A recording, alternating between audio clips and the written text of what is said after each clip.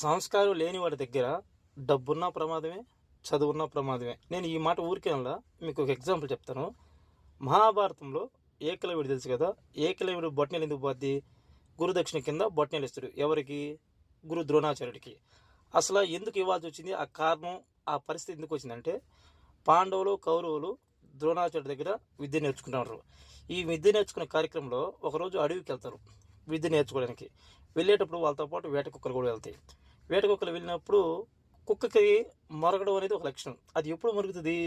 ఎవరైనా విచిత్రం కనపడినప్పుడు, ఏదైనా ఒక జీవి విచిత్రం కనపడినప్పుడు ఆ కుక్క మరుగుతుంది. అలా మొరగడం అనేది దాని లక్షణం. ఒక కుక్క ఏకలవ్యుడిని చూసి మరుగుతుంది. మొరిగినప్పుడు ఏకలవ్యుడు ఏం చేస్తాడు? 6 బాణాలు పైనుంచి 6 బాణాలు కింద నుంచి చేస్తాడు. దవడ కతక్కని బిగిచ్చేస్తుంది. బిగిచ్చేసినప్పుడు ఆ కుక్క బాధపడతా ద్రోణాచార్య దగ్గరికి వెళ్తుంది.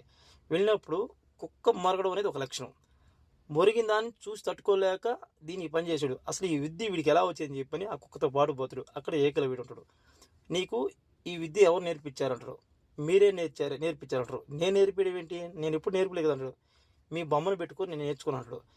సరే, మొత్తానికి ఏదో నా వల్ల నేర్చుకుని ఉంటాడు కదా, నాకు గురుదక్షిణ కింద ఏదైనా ఇస్తామంటాడు. ఏదైనా ఇస్తాను పర్లేదు అంటాడు. అప్పుడు నీ బొటనవేలు అడుగుతాడు.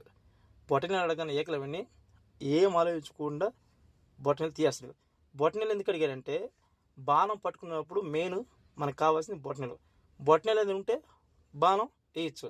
ఆ బొటనవేలు అది లేకపోతే బాణం వేయలేడు కదా. కాబట్టి గురుదక్షిణ కింద బొటనవేలు ఎందుకు అడగాలి వచ్చిందంటే, ఒక కుక్క మరగడుతుంటే తట్టుకోలేని వాడు రేపు ఇతను నేర్చుకునే విద్య అది మంచికైనా ఉపయోగించవచ్చు, చెడుకైనా ఉపయోగించవచ్చు. ఇది ఏ రోజైనా ప్రమాదం అనుకొని ఆ పని చేస్తాడు.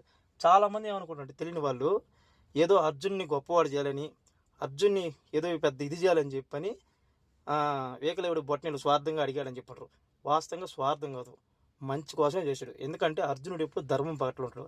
ఇతను ఏంటంటే చిన్నవాడు, ఈరోజు విద్య నేర్చుకున్నాడు.